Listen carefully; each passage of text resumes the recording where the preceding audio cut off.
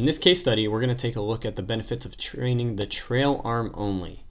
So we're going to look at a couple different golfers with some slightly different swings, but one of the common patterns that we're going to address with this drill is that trail arm kind of getting stuck to your side.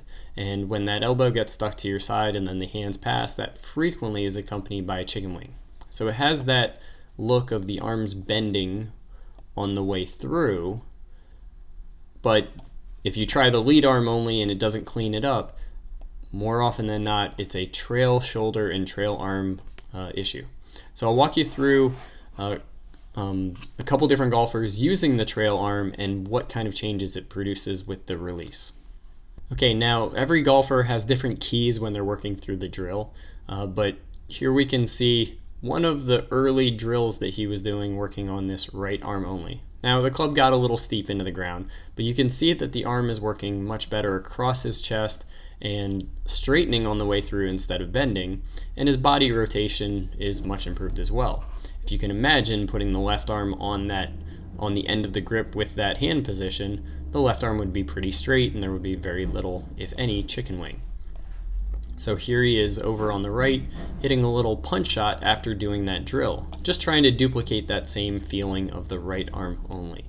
And what you'll see is that the left arm has no problem staying straight. The right arm maintains some of its good arm extension that he was doing in that single arm drill.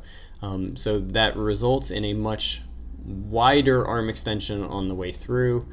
This is one of our goals for helping this golfer eliminate the contact issues of fat thin and the ball flight issues of more of an overdraw or a pull draw. And then here we're taking a full swing after doing some of that trail arm training, and we'll see that there's always a little bit of regression, but you can see that right arm extending better on the way through. You can see the body continuing to rotate and a lot less of that chicken wing look. So as long as everything is moving in the right direction, this is a successful drill and will help us with getting better low point control, better face control, as well as more consistency and avoiding that big left pull miss that we're trying to avoid. All right, next we'll take a look at a junior golfer who's got a little bit more of that trail arm internal rotation style release and gets into that really pronounced bend look on the way through. So you can see that right arm bending and really rotating, accompanied by that left arm getting into more of a bent position. Let's see what working on the trail arm only did for this release pattern. Okay, so over on the right, we're going to take a look at him doing the drill. And again, everyone's got little different keys, but one of the rules that I gave him was make sure that you take a divot and make sure that the right arm finishes fully straight. So you'll see he accomplishes both of those feet.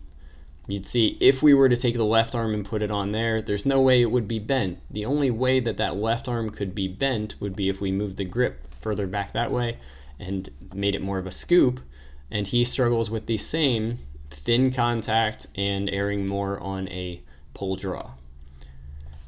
Now over here on the left, he's taking a few practice swings and then trying to duplicate that feeling immediately with the ball.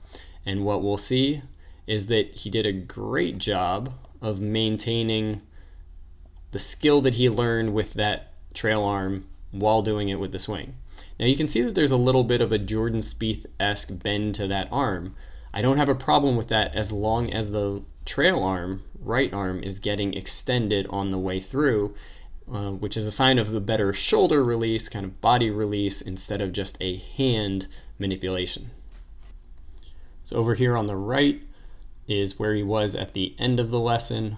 Again, getting really good arm extension on the way through, especially when he shortens them and hits more of a punch style release. But here he was at the beginning of the following lesson after practicing it for a week, and you can see that he maintained a lot of the pieces and a lot of the improvements that he got from that trail arm drill. So while each of these swings looked very different, you can see a common trend. If you have trouble getting good arm extension and getting into a really solid follow-through position, then I recommend giving a try the trail arm only training.